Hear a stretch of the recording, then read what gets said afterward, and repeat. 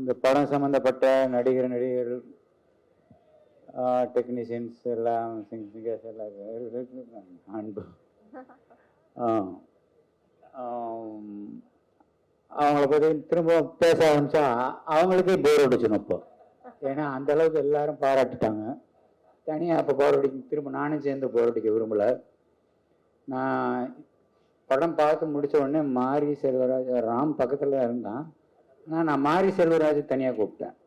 ஏன்னா மாரி செல்வராஜ் வந்து இந்த படத்தோட இயக்குனர் மாதிரி அங்கேயும் இங்கேயும் ஓடி அந்த ஏதாவது ஒன்று பண்ணணும்னு சொல்லி துடிச்சிட்டு அதே எண்ணம் தான் எனக்கு இருந்தது. நான் மாரியை கூப்பிட்டு கேட்டேன், இவன் ராமுக்கு அவ்வளோ இந்த படத்தை கரெக்டாக கொண்டு போய் சேர்க்கறதுக்கு ஏதாவது ஒன்று பண்ணணும் மாரி செல்வராஜன்.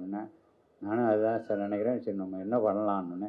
இல்லை நீங்கள் என்ன முடிவு பண்ணுறீங்களோ பண்ணுங்க, நீங்கள் நான் என்ன செய்யணுமோ அதை செய்கிறேன் அப்படின்னு சொன்னேன்.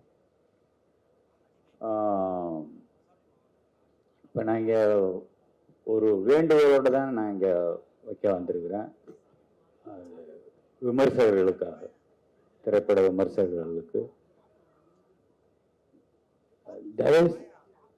தயவு செஞ்சு இந்த படத்தை எப்படியாவது மக்கள் மத்தியில் கொண்டு போய் சேர்த்துருங்க.